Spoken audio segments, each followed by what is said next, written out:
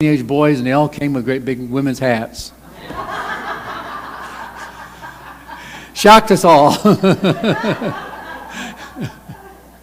And they said they were coming to a party. Mary was involved in a garden party. Mary Magdalene. That's not the Mary, the mother of Jesus I'm talking about this morning. It's the other Mary. We get it mixed up.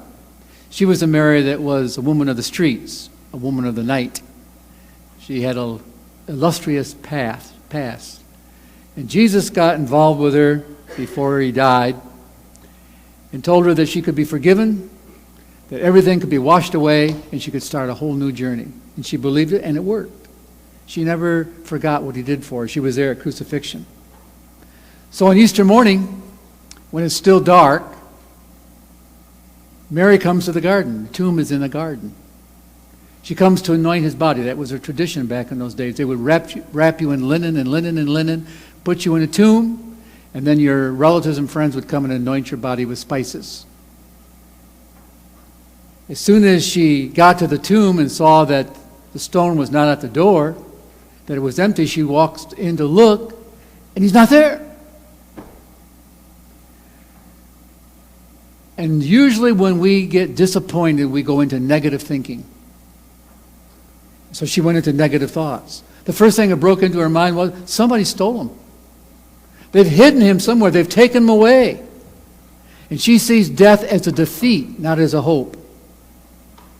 Well, the tomb is empty because Jesus walked out of it. And I think Mary asked herself, am I in the right place? She went to the disciples, left the garden, and said, disciples! They've taken the body of Jesus out of the tomb, and I don't know where they put him. And so the two disciples go down to the tomb, and they check it out. And they leave. Of course, there's a tremendous amount of fear going on in Jerusalem at this time if you were a follower of Jesus, because he was so hated by his own people, the Jews, and also many Romans hated him, that they wanted him put away and no more to ever be heard of him. So anybody that was connected to him paid a big price if you got caught being part of Jesus. So they hid. See, Mary comes into darkness. The two disciples come into the still darkness. The sun hasn't broke yet. And they leave. They don't dare to stay there. But Mary goes back to the tomb again after the disciples have been there. And she's overcome with grief. One of the things I would inject here in our society that they did back then that I think we're losing part of it today in the wrong way is that they gave great respect to the dead. Now, today we're finding that more and more people are being cremated, and I have no problem with that whatsoever. But what I do have a problem with is that ashes are thrown wherever. There's no stone, there's no marker, there's no place you can go and say, this is who I was connected to. There's nothing. See, with Jesus, he had a tomb. They could go there and say, this is where our friend, our relative is.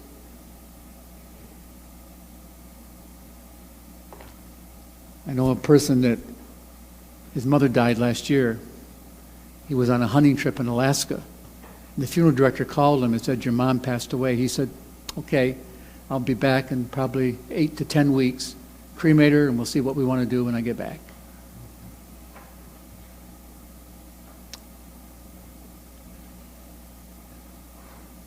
The garden is quiet.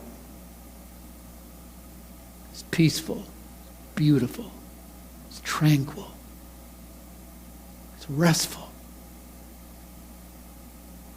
And Mary, on her second return to the tomb, peeks in and says, oh, there's two angels in there. I must be dreaming. And the angel said to her, why are you crying? Who are you looking for? And Mary tells him that's all over. He's gone. They've taken the body of my Lord, and I can't find it. And then Mary turns around, and she sees a figure standing there. And she thinks it must be the gardener. And the figure says to her, why are you crying? What are you looking for? And she tells him again, my Lord has been stolen. He's gone. And it was Jesus who she thought was the gardener. And he says, "Mary." And as soon as she heard that voice, she replied with his title, Rabboni. Rabboni means teacher.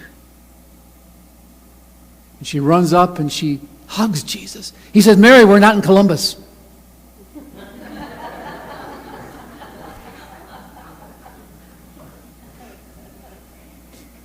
He said, "You can't hold me. You can't hold on to me." This is what it says, you can't touch me. In plain understanding today, you can't hold on to me, Mary. I got to ascend to my Father. You can't stay here with me physically. Mary said, "But I want you to be part of my..." He said, "I am part of your life." But the risen Christ wants us to get out of the garden. He says the party is over. And Jesus wants us to go where there is doubt, where we work, where we question. The message of the resurrection says that there is a tomorrow, there is hope. Mary rushes out of the garden and tells the disciples, "I've seen the Lord!" She became the first messenger to carry the news to the world. Are we ready to take the risen Jesus to the world where we live? Are we ready to take the good news where there is doubt, where there is a need for forgiveness, where we live? If you have the resurrection life of Jesus Christ within you, you see everything different. I was telling the first service this morning, I'll share with all of you again. I was on the telephone yesterday with my sister, who's been battling cancer since 2007. Started with breast cancer, and it's then to her skeletal system now. And she was chosen to be part of a trial clinic in North Carolina. And she is so ill from the trial clinic that she told her oncologist on Friday, "No more. I can't do it. I can't be sick every day of my life. I want the time I have left, I want quality time. I don't care about quantity. I want quality time while I'm still here. And I can't have it with these treatments. They're just taking everything I have away." And I said, "So how are you doing, Elaine?" She said, "Steve, if I didn't know there was a tomorrow with God, I would be down in the dumps. But I know that when I stop here, I begin over there." Isn't that wonderful? When I stop here, I begin over there. Do I want to live? Yes, but not the way I'm living. No. The resurrection power of God enables us to have a new outlook, a new vision, a new attitude, a new beginning. And we need to say again and again when we're facing problems or whatever they are, Jesus is risen indeed. Amen.